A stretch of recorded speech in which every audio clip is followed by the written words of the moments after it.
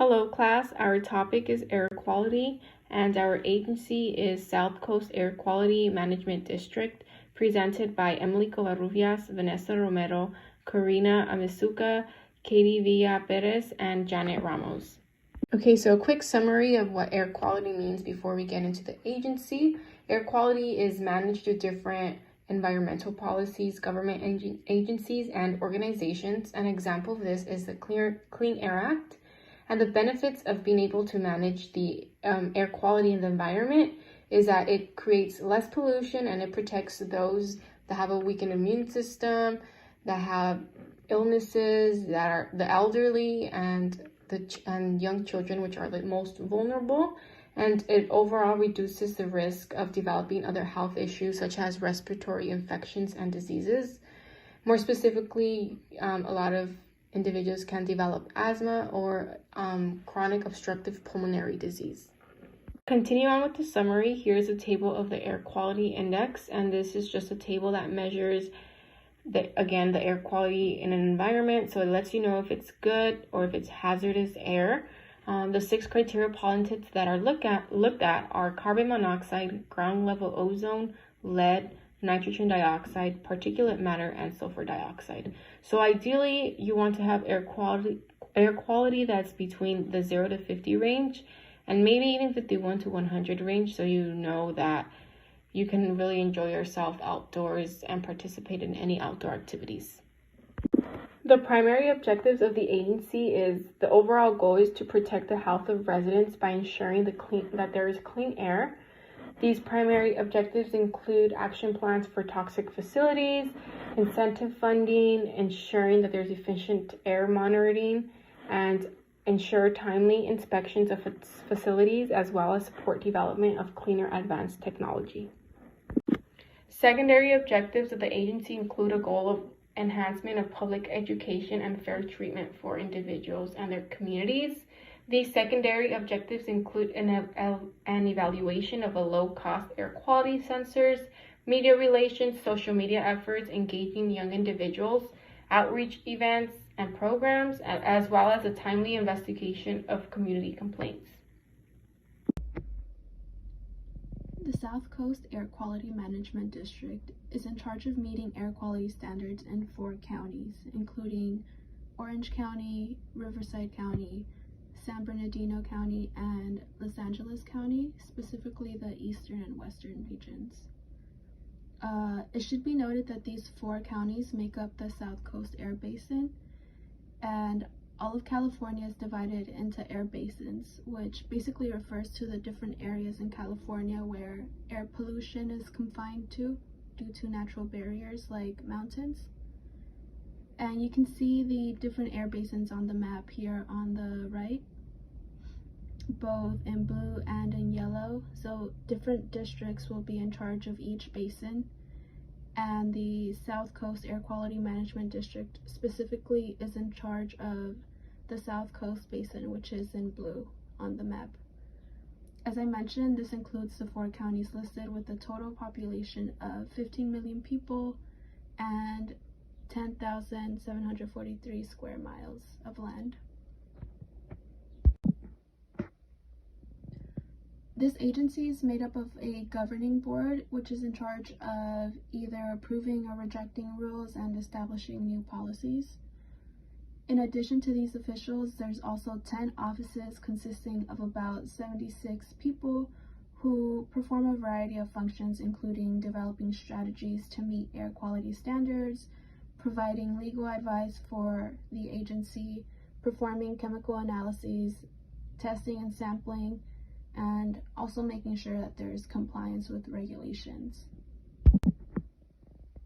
Moving on to the types of monitoring that the South Coast Air Quality Management District is responsible for. It's in charge of long-term monitoring of air quality. This may be yearly monitoring, and from this, new plans can be made for the following year, including addition of monitoring sites or relocating or termination of different monitoring sites. In addition to this, there's community air monitoring, which refers to monitoring communities that are most impacted by air pollution, such as cities like Wilmington, where there's refineries located. These locations are known as environmental justice communities. For community air monitoring, there is continuous monitoring, which basically means real-time monitoring. And there's also integrated summary reports. And these reports consist of like several days to weeks of air quality and mobile surveys. Special monitoring includes monitoring air quality in response to things like airborne radiation, metal processing, emissions near roads and highways, and 4th of July fireworks too, among many other circumstances. Go ahead and review the DESPIA model. In the DESPIA model, we have driving forces, which are just the societal, economic, and political factors. We have pressures. These are the resulting factors that modify the environment. Next, we have the states. This is the quality of the modified environment. Next, we have the exposures. These are the human interaction with, different modified environments. Next, we have effects. These are the human health outcomes. So this is the impact that it has on the humans. And lastly, we have the actions. These are the interventions that we will take. First, starting off with the driving forces. In this instance, we focus on societal, economic, and political factors. Some of the driving forces are the population growth and rapid urbanization. We also focus on the businesses and their growth with the population. There's an emphasis as well on modes of transportation and the usage of motorized vehicles. There's also a focus on shipments and different ports. South Coast Air Quality Management Districts takes on these issues by promoting the conservation of energy, using low carbon fuel technologies, as well as really promoting the renewable energy. Lastly, they have different policies and programs that address all these issues. Next, we'll focus on pressures. Now, pressures focus on the resulting factors that modify the environment. So in this case, some of the pressures that they may have are the fossil fuel emissions, as well as high energy consumptions with the populations. Again, South Coast Air Quality Management Districts takes on these issues by using their programs such as the Clean Port Initiative. And this initiative, its focus is to enhance the air quality reviews, as well as monitoring the air quality in this area. A lot of it is communicating with harbors and ports on emission control and making sure that there is the correct measures. Next, I'll go ahead and review the states. The states focus on the quality of the modified environment. So here we focus on the poor air quality, and that's really due to the high levels of the contaminants. So the South Coast Air Quality Management District takes on these issues by focusing on the climate change policy. This works with collaborating with other agencies to develop greenhouse gases related protocols, really focusing on those protocols to ensure that the poor air quality improves. They also have things like discussing cap and trade programs. These are essentially to support related legislation and support other programs that are promoting better air quality. They also have the air quality related energy policy, and in this policy they have a development of air quality policies and actions for practice. They have a lot of different resources and tools that they promote, as well as collaborating with 140 businesses and organizations and agencies to go ahead and promote better air quality. Moving on to exposures, this is the human interaction with the poor air quality. So this happens when people are living in areas with poor air quality, as well as living near freeways and highways, ports, any really like industrial factory type cities. This also happens when people are inhaling and are having close contact, such as skin contact. The way that South Coast Air Quality Management handles this is through environmental justice programs, such as, creating community initiatives to improve air quality and having workshops and meetings on air quality issues to help the community have as much knowledge as they can to be able to live a healthy life. Next, we have the effects, and these are the human health outcomes, such as diminished lung function, as well as worsening of asthma. And like mentioned in the exposures, when one has skin contact, an effect that happens is skin irritation. The way that South Coast Air Quality Management District handles this is through having the Health Effects of Air Pollution Foundation. Now, this foundation focuses on researching on the incident, the detection, causes, and cures of health conditions caused or aggravated by the air pollution. So they really focus a lot on trying to find how this happens and a way to solve when it does happen. Another take on this is they focus on asthma and outdoor air quality. So their research on relationship between air pollution and health. They really focus specifically on asthma and, like COPD, where people who have these kind of conditions live here, and it could possibly make their conditions worse. Lastly, we have actions.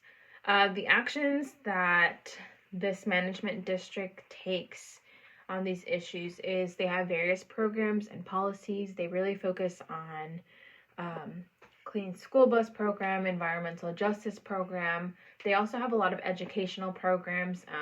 These programs really are geared and targeted towards presenting students that are in K through 12 schools to be able to educate them so that they can go and be part of the community and be knowledgeable on this topic.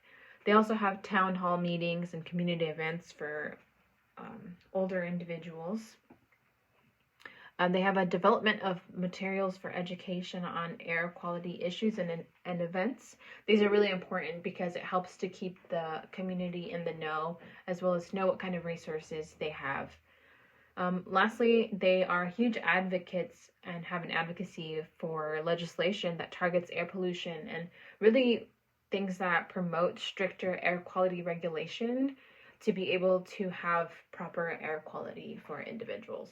Okay, so now I'm going to be talking about the control measures that are basically implemented by the agency, which in this case is the South Coast Air Quality Management District. So what they use is the Air Quality Management Plan, AQMP for shortening it.